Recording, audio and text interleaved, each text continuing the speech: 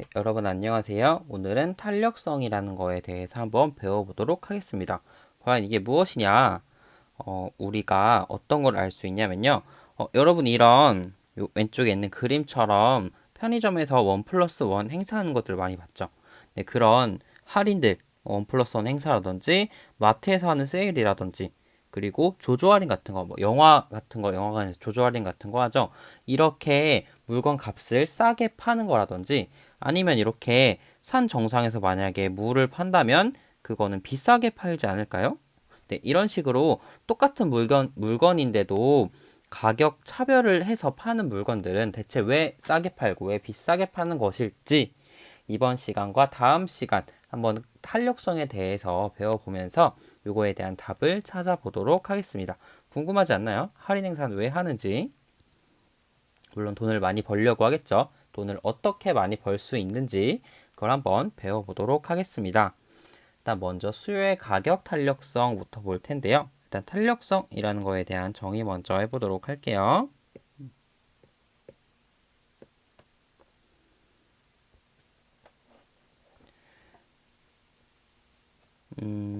탄력성에 대한 정의라기보다는 탄력성은 어디서 많이 활용이 되냐면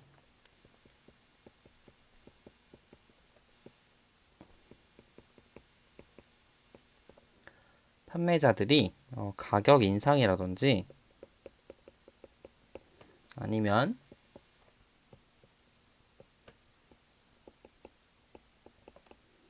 할인 같은 거 등에서 사용되는 그런 개념입니다.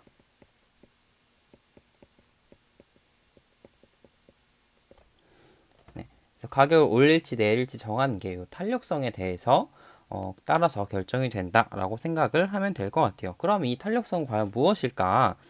한번 밑에 첫 번째 수요의 가격 탄력성부터 보겠습니다. 우리는 가격 탄력성이라는 것만 한번 배워볼 건데요.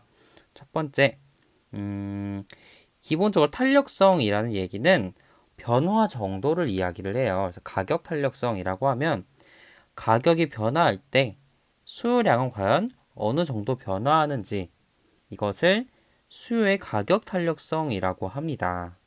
좀 어렵죠? 좀 계속 읽어볼게요. 수요량이 가격 변화에 대해 얼마나 민감하게 반응하는지를 나타내는 지표다라고 하는데 뭐 수요량의 변화율에 가격 변화를 나누어 본다 너무 어려운 말이 나와 있죠. 선생님이 천천히 다 쉽게 설명해 주도록 할게요. 이 탄력성이라는 개념부터 조금 많이 어려워진다라고 생각하는 친구들이 많은 것 같아요. 근데 기본적인 수요 공급부터 차근차근 배워간다면 결코 어렵지 않으니까 선생님이랑 같이 한번 해봅시다. 기본적으로 우리 수요라고 하는 거는 가격과 수요량이 음의 관계에 있다라고 해서 수요 법칙을 배웠었죠. 그러니까 뭐 이런 거예요. 수요가 우리가 물건을 살 때 가격이 증가하면 수요량은 감소하고 반대로 가격이 감소하면 우리가 많이 사려고 하니까 수요량은 늘어난다라고 하는 건 선생님 계속 이야기하고 있죠. 네, 그런 관계가 가격과 수요량 간에 가지게 되는데 얘가 반대로 움직이잖아요. 그러니까 가격이 올라갔을 때 얘가 플러스일 때 수요는 떨어진다 마이너스이기 때문에 서로 부호가 상반돼서 이 탄력성이라는 거를 나타낼 때는 절대값으로 표현을 합니다. 그러니까 마이너스가 나오지 않게 절대값 뭔지 알죠? 이렇게 씌우는 거 절대값으로 탄력성이라는 걸 표현한다 라는 거 알아두셨으면 합니다.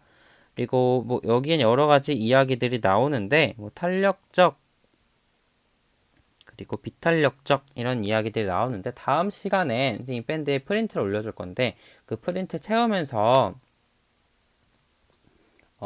단위 탄력적이라든지 뭐 이런 탄력적 탄력성에 대해서 더 자세하게 이야기를 해줄 테니까 오늘은 이 탄력성이 무엇인지 크고 작은만 비교를 할 수 있으면 될 것 같습니다. 교과서는 너무 좁으니까 빈 종이에 쓰면서 설명하도록 하겠습니다. 일단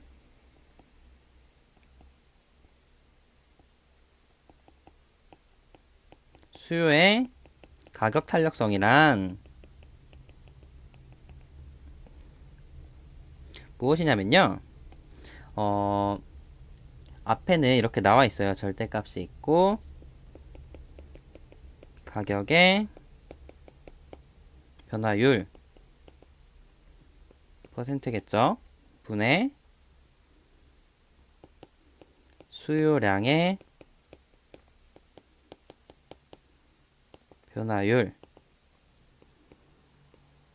이렇게 얘기를 하는데요. 이게 과연 무슨 말이냐? 예를 들어 한번 얘기를 해줄게요. 먼저 탄력성에 대해서 좀 더 자세하게 얘기를 하자면, 우리가 탄력적이다, 뭐 고무줄에 대해서 많이 얘기를 하죠. 그럼 고무줄을 당겼을 때 놓으면 어떻게 돼요? 다시 원 상태로 돌아가죠. 그래서 이 탄력성이란 거, 탄력적이라는 거는 무언가 이 상태가 변화하고 돌아가는 정도를 말을 하는 거예요. 그래서 가격 탄력성이라고 하면은 이 가격에 대해서 이 앞에 있는 수요나 아닌 공급, 이런 수요가 얼마나 변화하는지, 가격에 대한 변화 정도, 그거를 탄력성이라고 부르는 겁니다. 그래서 예를 들어서 이건 어떤 식으로 파악을 하는 거냐면, 예시, 노트북이 있다고 쓸게요. 노트북이 가격이 100만 원이었어요. 그랬을 때 이 가격이 101만 원으로 상승했다고 칩시다. 그러면 100 중에 1이 만 원이 상승을 한 거니까 몇 퍼센트가 증가한 거예요? 하면 1%가 증가하게 된 거죠. 그래서 가격이죠. 가격이 1% 상승이 된 겁니다. 그랬을 때 우리 물건 가격이 오르면 비싸지니까 물건을 더 사요, 덜 사요? 덜 사겠죠? 그래서 예를 들어서 이렇게 가격이 변화하게 됐을 때 수요량은 줄어들 거예요. 근데 수요량이 만약에 100개에서 90개로 줄어들게 됐다. 그러면은 수요량이 100개에서 10개가 감소한 거니까 100개 중에 10개 몇 퍼센트가 감소한 거예요? 수요량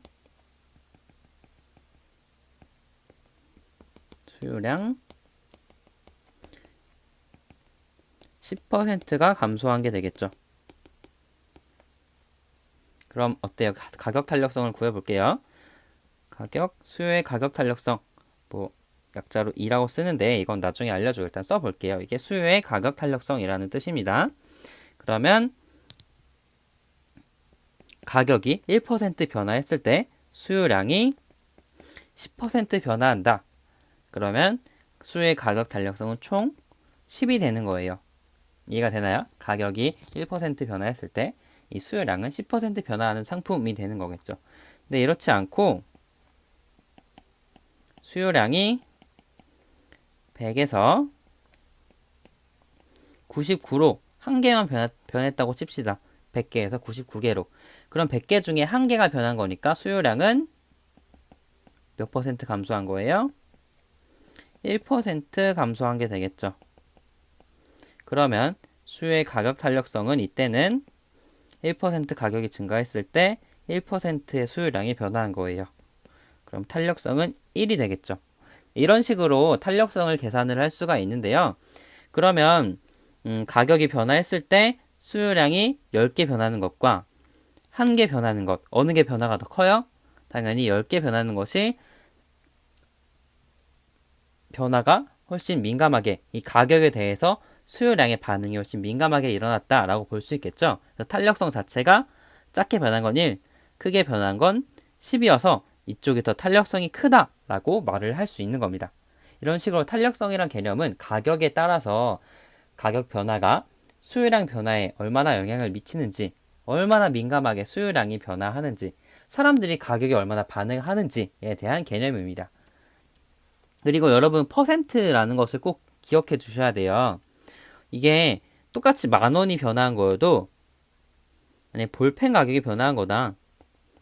볼펜이 만 원에서 똑같이 노트북이랑 같이 만 원이 증가했어요. 그럼 2만 원이 되겠죠. 그럼 만 원에서 2만 원이면 몇 퍼센트가 증가한 거예요? 만 원에 똑같이 만 원을 더했으니까 얘는 100% 상승을 하게 된 거죠. 이런 식으로 절대적인 량, 만 원이 늘었다라는 것으로 계산을 하면 안 되고 이 퍼센트로 꼭 봐줘야 탄력성을 계산을 해 줄 수 있습니다. 이런 것이 탄력성이란 개념이고요. 그래서 이 공식으로도 구할 수 있지만 다르게 더 자세하게 풀어보자면 이 퍼센트라는 것을 원래 이렇게 나타내죠. 원래의 가격. 아까 노트북으로 치면 100만 원이었죠. 그거 분의 가격 변동분.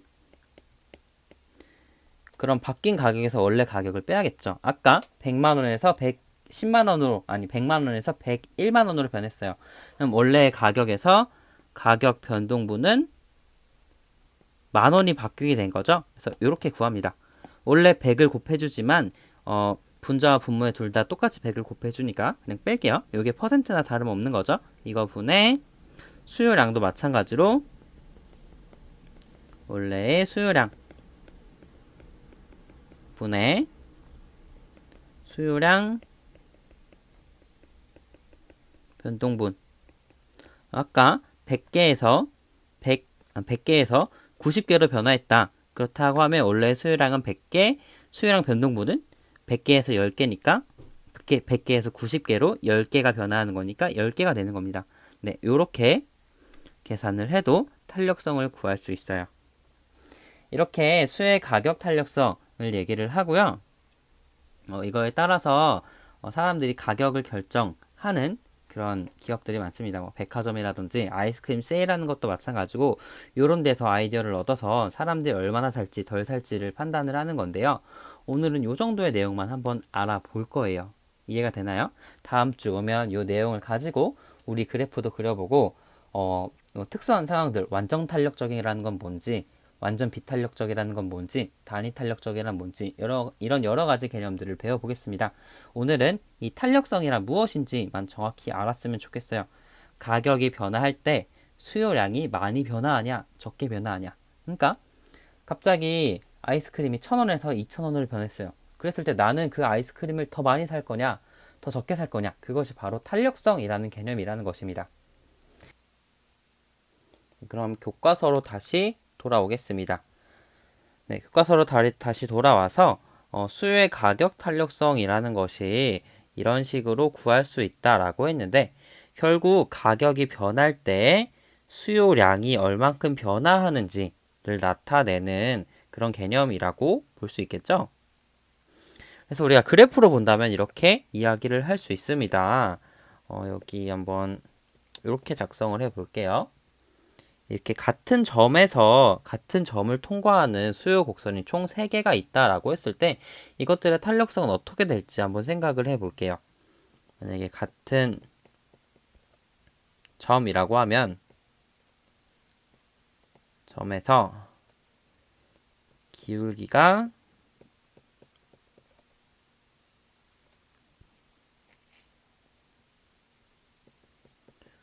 완만할수록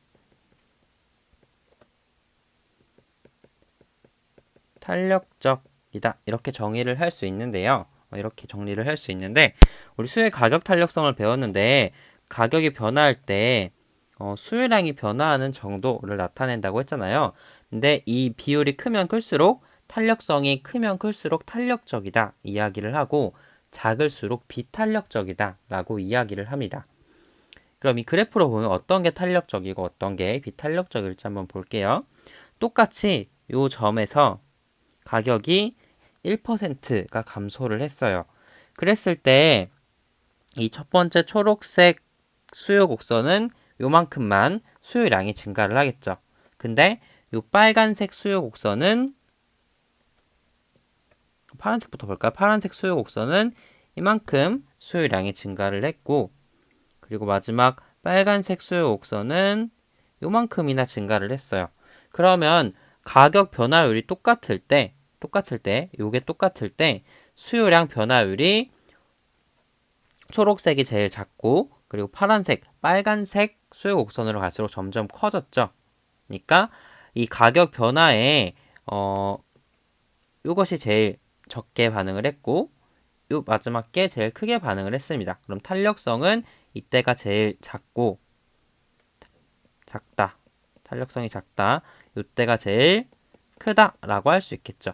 이런 식으로 탄력성이라고 한다면 수요 곡선의 기울기가 같은 점을 통과하는 수요 곡선이 있을 때 완만해질수록 점점 탄력성은 커지고요.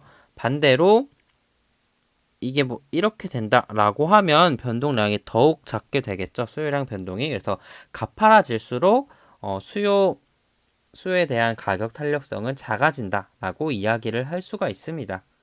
이 그래프 어려운가요? 선생님이랑 계속 하면서 보면 쉬워질 거예요. 그래프가 점점점 누워진다라고 한다면 가격이 조금만 변화해도 수요량 변화가 크기 때문에 엄청 탄력적인 거고 점점점 가팔라진다면 방금 여기에 그린 것처럼 가격이 많이 변화해도 수요량은 조금만 변하기 때문에 비탄력적이다. 탄력성이 작다. 이런 식으로 이야기를 할 수가 있습니다. 네, 다음 시간에 우리 프린트로 한 번 더 정리할 거니까 일단 탄력성이 크다, 작다의 개념만 한번 생각을 해주세요. 네, 탄력성이 크다라는 것은 가격 변화에 대해서 수요량 변화 비율이 큰 것, 작은 것은 그 수요량 변화 비율이 작은 것을 이야기합니다. 그럼 이런 탄력성은 어떤 것이 결정을 하느냐 한번 보도록 하겠습니다.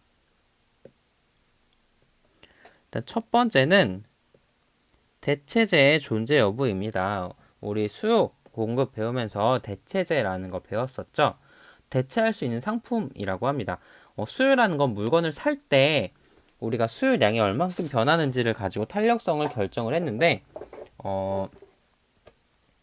대체재가 많다라고 한다면 콜라 가격이 많이 비싸졌어요. 그럼 나 콜라 안 먹고 사이다 사 먹으면 되죠. 그럼 콜라는 써볼까요? 예를 들어서 콜라 대체재인 사이다가 존재합니다. 그러면 가격에 수요자들이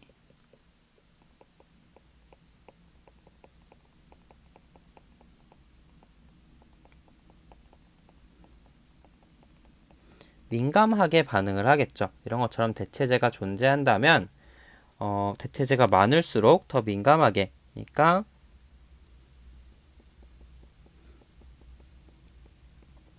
탄력성이 크다.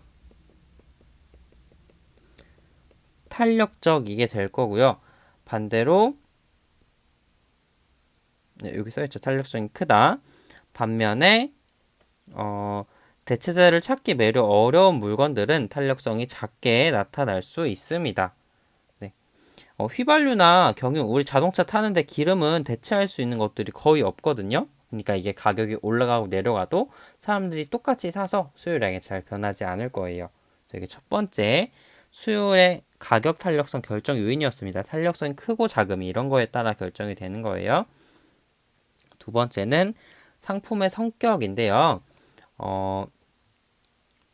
먼저 필수품이라는 재화와 사치품 같은 물건이 있어요. 예를 들어서 쌀 같은 거 어때요? 우리가 주로 먹는 주식이 쌀이죠. 쌀 가격이 많이 올라도 우리가 밥을 항상 챙겨 먹기 때문에 쌀 소비량은 크게 변하지 않을 거예요. 그래서 이런 필수적으로 우리가 사용하는 물건들 같은 경우는 가격 변화에 둔감하게 반응을 합니다. 그런데 사치품 같은 경우는 우리한테 사치품이 뭐가 있을까요? 보석, 귀걸이, 목걸이 이런 것들은 우리가 굳이 필요하지 않기 때문에 필요 이상으로 비싸진다라고 하면은 안 살 거예요. 수요량이 가격에 따라서 잘 변할 수 있겠죠. 그래서 사치품은 가격 탄력성이 크다라고 할 수 있습니다. 얘는 탄력성이 낮겠죠. 그러니까 비교적으로 사치품에 대해서 비탄력적, 반대로 사치품은 탄력적이라고 이야기를 할 수 있겠죠. 그리고 세 번째, 소비 습관을 조정하는 데 걸리는 시간이라고 하는데요. 그냥 기간을 두었을 때 단기냐 장기냐, 우리가 짧은 시간을 봤을 때는 여러분이 뭐가 있을까요? 맨날 가는 밥집이 있다고 칩시다. 어, 뭐가 있을까요? 맨날 맨날 학교하고 학교 끝나고 집 가면서 맘스터치를 들려서 싸이버거를 사 먹었어요. 근데 갑자기 싸이버거 가격이 5,000원 했는데 7,000원으로 올라버린 거예요. 가격이 비싸졌죠. 근데 내가 맨날 먹던 습관이 있기 때문에 금방 다른 걸 찾지 못하고 집 가는 길에 그냥 들려서 먹었으니까 하루 이틀은 계속 그냥 먹었어요. 비싸도 내가 이게 하던 게 있으니까 해야지 하고 먹겠지만 시간이 한 달, 두 달 지나면 이 가격이 너무 비싸니까 이걸 대체할 수 있는 다른 물건들을 찾게 되겠죠. 이제 햄버거가 아니라 들어가는 길에 봉고스 밥버거를 들려서 나는 그냥 밥버거를 먹을래. 그 값이면 이게 낫지 하고 이렇게 바꿀 수가 있습니다. 네, 시간이 흐르면서 장기로 가자고 간다고 해봅시다.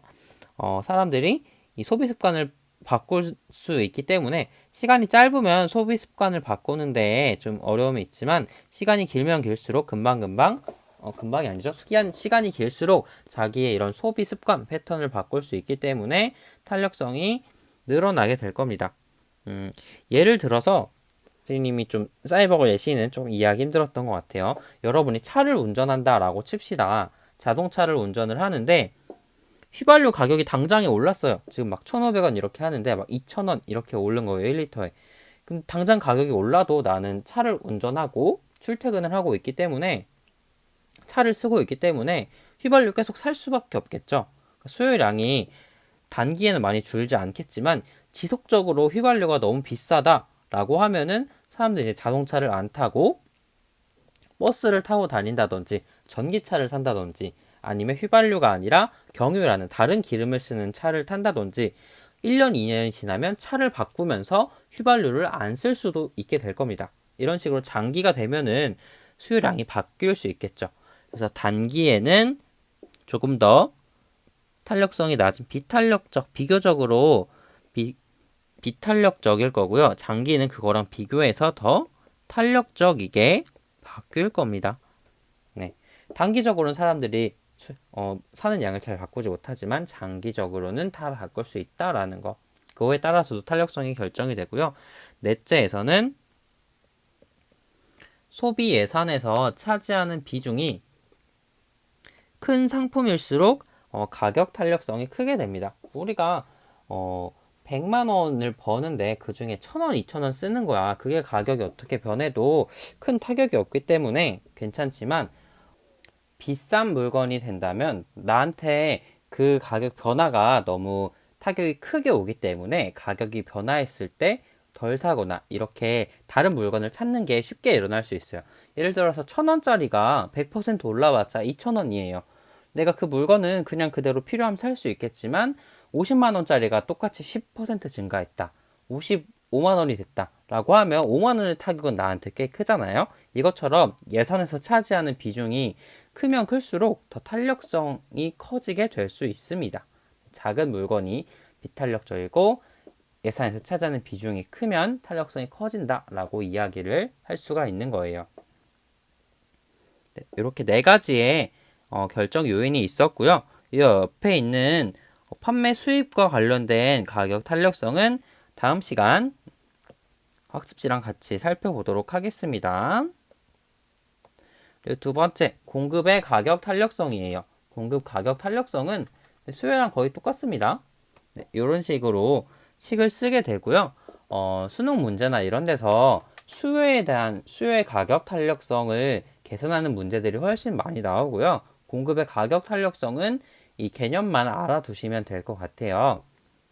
그래서 마찬가지로 수요 때랑 마찬가지로 가격이 변화했을 때 공급량이 얼마나 민감하게 반응하는지를 나타낸 것이 공급의 가격 탄력성이고요.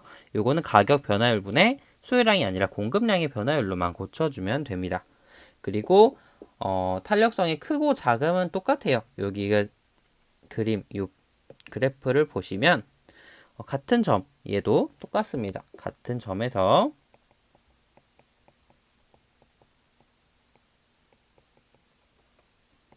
기울기가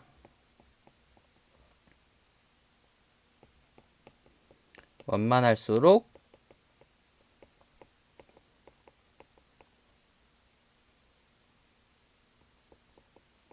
탄력적이고 기울기가 가파를수록 비탄력적이다 라고 이야기를 할 수가 있어요. 기울기가 완만할수록 탄력성이 크다는 거예요. 똑같이 이 점에서 가격이 이렇게 변화했을 때 이 점을 지나는 세 개의 공급 곡선이 있다라고 합시다. 그럼 S1 첫 번째 공급 곡선은 공급량이 이만큼만 변화를 했어요. 탄력성이 작죠. 근데 두 번째, 세 번째 곡선들은 공급량이 점점 더 크게 변하고 있습니다. 이렇게 같은 가격이 변화했을 때 공급량의 변화율이 점점점 커지는 걸 볼 수 있는데, 그럴 때 기울기가 점점점 이렇게 완만해지는 걸 볼 수 있죠. 그래서 이렇게까지 완만해진다면 훨씬 더 그림 못 그렸죠? 이렇게 그렸는데 이렇게 더 완만해진다면 훨씬 더 변화량이 커서 탄력성이 크다라고 할 수 있을 거고, 반대로 더 가파른 이런 공급 곡선이 있다면 변화량이 아주 작겠죠. 아주 작아서 탄력성에서 작아진다라고 할 수 있을 겁니다. 네, 공급량도 이렇게 똑같이 살펴볼 수 있고요. 공급량, 이 공급의 가격 탄력성도 다음 시간에 더 이런 탄력적, 비탄력적 그래프를 더 그려볼게요. 이런 공급은, 수요가 아닌 공급은 어떤 것으로 탄력성이 결정되느냐도 보겠습니다. 첫 번째는 공급의 계획 기간. 아까 수요의 시간이랑 똑같습니다. 얘는 기간이라고 말을 했는데, 장기간일 때는 탄력성이 커지고, 그리고 반대로 그러면 단기일수록 탄력성이 작겠죠. 비탄력적. 이게 무슨 말이냐? 라고 하면, 예를 들어서,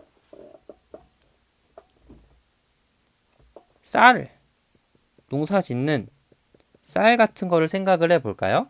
쌀 같은 경우에, 당장에, 쌀 말고 다른 거 하자. 뭐가 있을까? 딸기 같은 경우에, 단기에는 공급량을 갑자기 바꿀 수 있을까요? 딸기 대란, 딸기에 대한 관심이 갑자기 증가해서 딸기가 너무 모자라고 가격이 폭등을 한 거예요. 그래서 돈을 벌고 싶은 사람들이 딸기를 막 공급을 하고 싶어졌어요. 근데 일주일 만에 갑자기 딸기를 생산할 수 있을까요? 불가능하겠죠. 그래서 단기에는 어떤 다른 요인이 생겨도 가격이 변해도 공급량을 늘릴 수 있을 만한 시간이 안 돼서 비탄력적인데 반해 1년, 2년이 있으면 그런 가격이 비싸진 물건을 생산하기 위해서 내가 충분히 뭐 땅을 사고 농사를 짓고 농작을 해서 이런 수확을 할 수 있을 만한 시간이 충분히 생기겠죠. 그래서 장기에는 그걸 만들 수 있는 환경을 구성할 수 있는 시간이 커지기 때문에 탄력성이 커진다라고 이야기를 할 수 있습니다. 그러니까 단기에는 비탄력적, 탄력성이 작다라고 할 수가 있어요.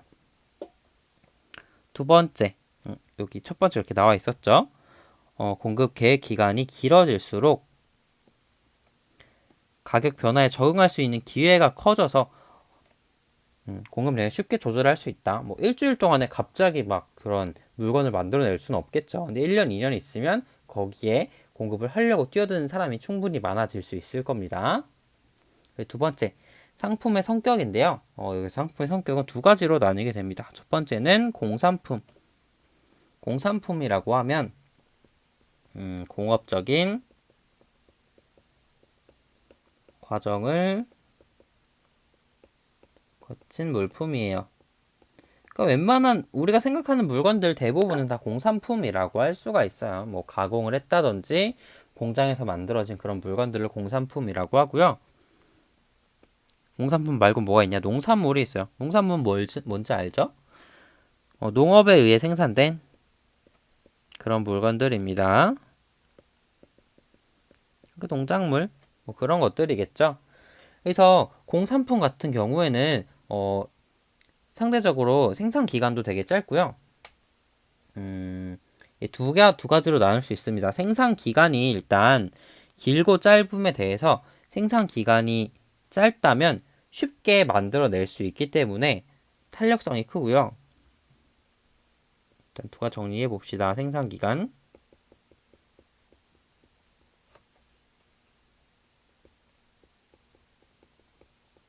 짧다,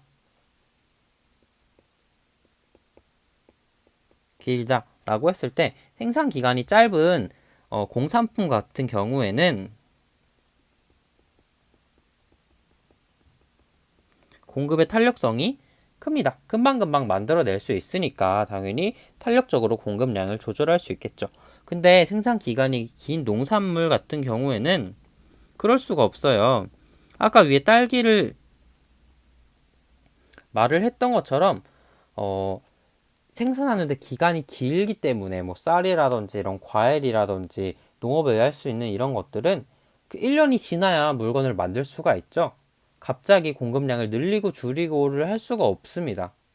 그래서 더 신중하게 만들어야 되고 오랫동안 만드는 물건들이기 때문에 탄력성이 작다라고 이야기할 수가 있어요. 이해하나요?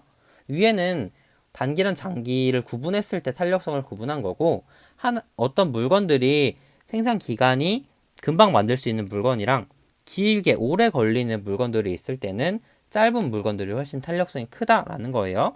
두 번째는 저장이 용이하다. 이런 특성 때문에 공산품이 탄력성이 더 큰데요. 저장이 용이하면 공급의 탄력성이, 가격 탄력성이 큽니다. 왜냐면 뭐 가격 변화에 따라서 지금 팔고 싶지 않으면 저장을 했다가 나중에 팔아도 되고, 그리고 보관을 했다가 지금 가격이 높아졌을 때 많이 팔고, 뭐 이런 식으로 조절을 할 수 있습니다. 당장의 공급량을 쉽게 조절을 할 수 있는데, 저장이 어려운 이런 농산물을 생각해 볼까요? 저장해 두면 어떻게 돼요? 썩고 망가지고 상하겠죠. 그렇기 때문에 만들어서 바로 팔아야 됩니다. 그러니까 바로 팔아야 되기 때문에 이게 지금 싸다고 해서 안 팔려고 보관을 할 수도 없고, 보관을 해오다가 지금 가격이 좋아서 지금 갑자기 팔 수도 없어요. 그냥 만들면 바로 팔아야 되기 때문에 그 공급량의 조절이 어렵습니다. 그래서 이 두 가지 이유에 의해서 공산품은 가격 탄력성이 크고 농산물은 가격 탄력성이, 공급의 가격 탄력성이 작습니다. 네, 이렇게 이야기를 할 수 있고요. 마지막 세 번째, 생산 설비나 규모, 그리고 생산 요소 간의 대체 가능성도 공급의 탄력성에 영향을 줍니다. 생산 설비를 확장하기 용이한 상품은 당연히 공급하기 쉽다, 공급량을 조절하기 쉽다라고 생각을 할 수 있겠죠. 많이 만들고 싶으면 그냥 공장을 늘리거나 금방금방 만들어서 생산하면 되는데, 그렇지 않은 물건들은 어려울 거고요. 또 생산 요소를 대체할 수 있는, 생산할 때 필요한 생산 요소를 다른 것으로 쉽게 대체할 수 있는 경우에도 물건을 더 만들고 싶다, 그럼 대체할 수 있는 다른 재료를 구해와서 바로바로 만들면 되기 때문에 이런 것들은 공급의 가격 탄력성이 크게 나타난다 라고 생각할 수 있습니다. 네. 그래서 오늘 배운 것들은 공급의 가격 탄력성, 수요의 가격 탄력성, 그리고 그 결정 요인들을 배워봤는데 한번 교과서를 쭉 읽어보면 될 것 같아요. 그래서 뭔가 계산하거나 이런 건 아니니까 기본적인 지식들을 좀 알아뒀으면 좋겠고, 뭐 이런 거랑 관련해서 밑에 이 사례 자료들도 한번 읽어보고요. 경제에서는 어떤 개념이 있냐면요.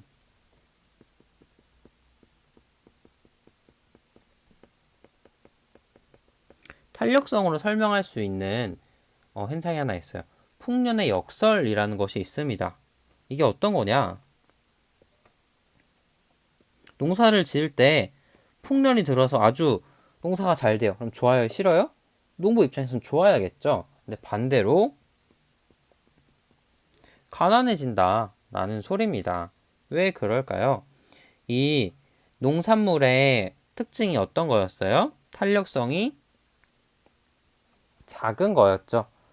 농산물은 공급의 가격 탄력성도 작고, 그리고 수요의 가격 탄력성도 필수품에 들어가기 때문에 작아요. 그래서 탄력성이 이런 식으로 된다고 해봅시다. 공급도 아주 비탄력적이어서 되게 가파라요. 이렇게. 그리고 수요도 비탄력적이어서 엄청 이렇게 가팔라요. 이렇게. 이런 수요와 공급을 가지게 되는데 이런 뜻이에요. 가격이 많이 변해도 수요량이랑 공급량이 얼마 변하지 않는다. 비탄력적이다. 이런 뜻입니다. 얘는 농산물의 필수제니까요. 얘는 수요도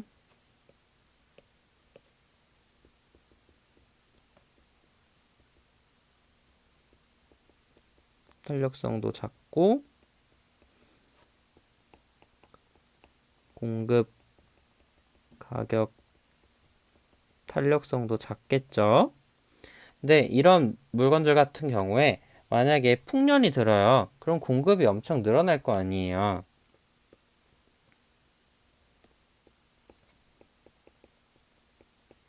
풍년이다 라고 했을 때 공급이 되게 많이 늘어납니다.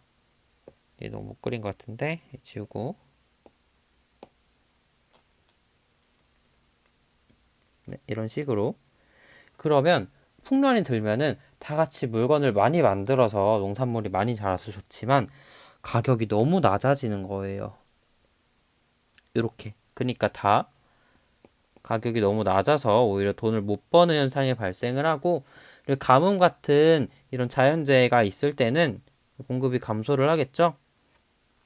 그때는 이제 물건을 파는 사람들은 가격을 엄청 비싸게 받아서 돈을 많이 벌 수 있지만 내가 가뭄 같은 걸로 농작물을 재배를 못했다면 소용이 없는 거겠죠. 이런 식으로 농사를 지을 때는 오히려 풍년이 드는 것이 너무 가격이 낮아져서 돈 벌기가 힘들 수 있다라는 이런 경제적인 설명이 있습니다. 네, 오늘은 여기까지 이야기를 해볼게요. 그러면 종료하겠습니다. 어려운 게 있으면 수업으로 돌아와서 질문하세요. 안녕.